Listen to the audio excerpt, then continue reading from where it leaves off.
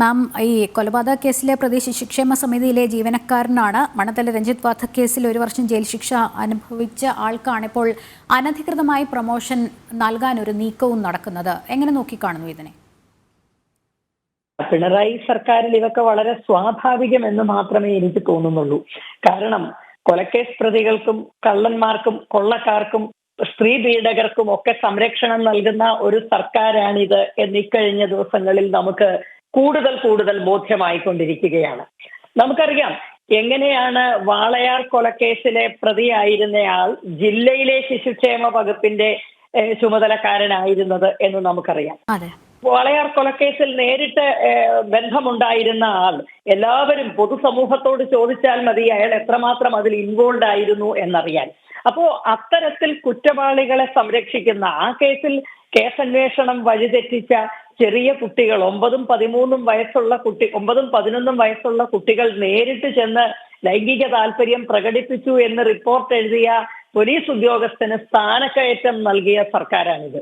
അപ്പോ ഇതൊക്കെ വളരെ സ്വാഭാവികം. ശിശുക്ഷേമ വകുപ്പിൽ ഉദ്യോഗസ്ഥനാകുന്നത് കൊലയാളിയാണ്, ജയിൽ ശിക്ഷ അനുഭവിച്ച ആളാണ് എന്നത് ജനസമൂഹത്തിന് നൽകുന്ന ഭീതിതമായ ഒരു സന്ദേശം. അതിന്റെ ഗൗരവം പോലും കണക്കിലെടുക്കുന്നില്ല. കള്ളത്തരം കാണിച്ചാലും അതിനൊരു ചെറിയ മറവെങ്കിലും. ഈ ഷേക്സ്പിയറുടെ ഹാംലെറ്റ് എന്ന് പറയുന്ന നാടകത്തിൽ പറയുന്നുണ്ട്, even if it is madness there is method in it എന്ന്. ഒരു ചെറിയ മറവും ഒളിവും ഒക്കെ വേണ്ടതാണ് ഇത്തരം നിർലജ്ജമായ പ്രവർത്തികൾ ചെയ്യുമ്പോൾ. എന്ത് സുരക്ഷയാണ്, എന്ത് ക്ഷേമമാണ് ശിശുക്കൾക്ക് ഈ വകുപ്പിൽ ഇത്തരക്കാരൻ ഒരാൾ നേരിട്ട് ബന്ധപ്പെടുന്ന വകുപ്പിൽ ലഭിക്കാൻ പോകുന്നതെന്ന് നമ്മൾ ആലോചിക്കണം.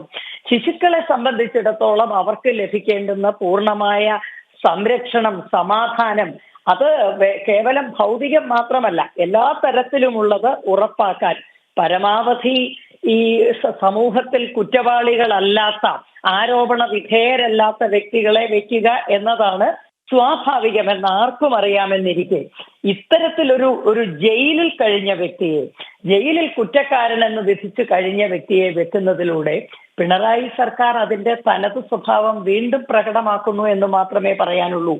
ദൈനംദിനം നമുക്ക് കിട്ടുന്നത് അത്തരം വിവരങ്ങളാണ്. ആരോടും യാതൊരു വിധത്തിലുള്ള കമ്മിറ്റ്മെന്റും ഇല്ലാത്ത സിനിമാ നടി അല്ലെങ്കിൽ സിനിമാ മേഖലയിലെ സ്ത്രീകൾ അനുഭവിച്ചു കൊണ്ടിരിക്കുന്ന ദുരിതങ്ങളെ പറ്റി പറയുമ്പോൾ പരാതി കൊടുക്കാതെ നടപടിയെടുക്കാനാവില്ല എന്ന് യാതൊരു മടിയുമില്ലാതെ ആവർത്തിക്കുന്ന സർക്കാരാണുള്ളത്. അതിന് കൂട്ടുനിൽക്കുന്ന വനിതാ കമ്മീഷനാണ് ഇവിടെയുള്ളത്. ചുരുക്കി പറഞ്ഞാൽ ജനസമൂഹത്തിന്റെ സമാധാനം അനുദിനം കെടുത്തിക്കളയുന്ന നടപടികളിലെ അവസാനത്തേത്, മുങ്ങിത്താഴുന്ന കപ്പലിലെ അവസാനത്തെ ഇനം എന്ന് മാത്രമേ ഇതിനെ പറയാനുള്ളൂ.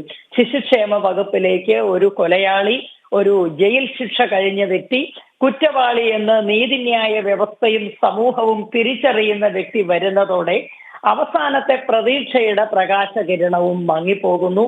പിണറായി സർക്കാർ അതെന്താണെന്ന് കൂടുതൽ വെളിപ്പെടുത്തിക്കൊണ്ടേയിരിക്കുന്നു. അവശേഷിക്കുന്ന 2 വർഷം കൊണ്ട് ഇത്തരത്തിലുള്ള കൂടുതൽ സംഭവങ്ങൾക്ക് നാം സങ്കടകരമെന്ന് പറയട്ടെ, സാക്ഷ്യം വഹിക്കേണ്ടി വരും, ഇരകളാകേണ്ടി വരും എന്നുകൂടി പറയാനുണ്ട്.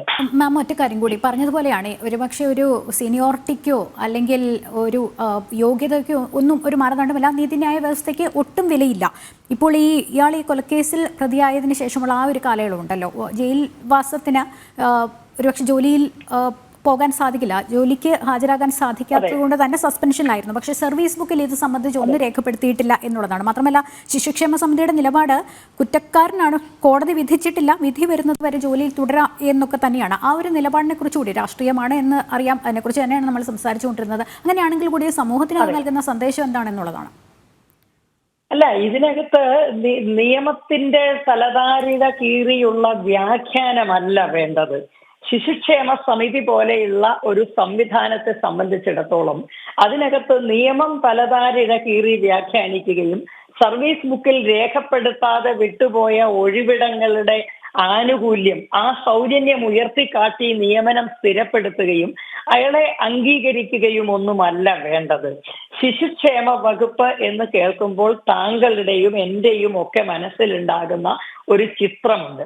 ആ ചിത്രത്തിന് അനുരൂപനാണോ ഇയാൾ എന്നതാണ് ആദ്യം ചിന്തിക്കേണ്ടുന്നത്. വളരെ ശ്രദ്ധ പുലർത്തേണ്ടുന്ന, വളരെ ജാഗ്രത പുലർത്തേണ്ടുന്ന ഒരിടത്ത് ഇത്തരത്തിലൊരു വ്യക്തിയെ സ്ഥാപിക്കുന്നതിലൂടെ എന്താണ് സമൂഹത്തിന് കൊടുക്കുന്ന സന്ദേശം എന്നതിനെ പറ്റിയാണ് ചിന്തിക്കേണ്ടത്. നമുക്കറിയാം, തീർച്ചയായും പ്രതികൂലമായ ഒരു സന്ദേശം.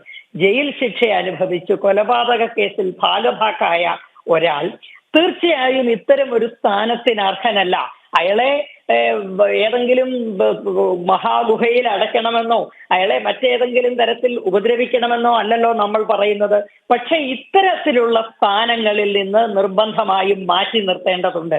അല്ലാത്ത പക്ഷം ഓരോ സർക്കാർ സ്ഥാപനങ്ങളുടെയും നൊബിലിറ്റി, മഹത്വം സംശയിക്കപ്പെടുക മാത്രമല്ല, ജനഹൃദയത്തിൽ നിന്ന് അവ ഒഴിഞ്ഞു പോവുക കൂടി ചെയ്യും.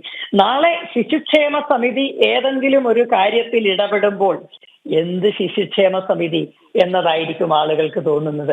ഇയാളെ പോലെയുള്ളവരല്ലേ അവിടെ ഇരിക്കുന്നത്, എന്ത് ശിശുക്ഷേമം?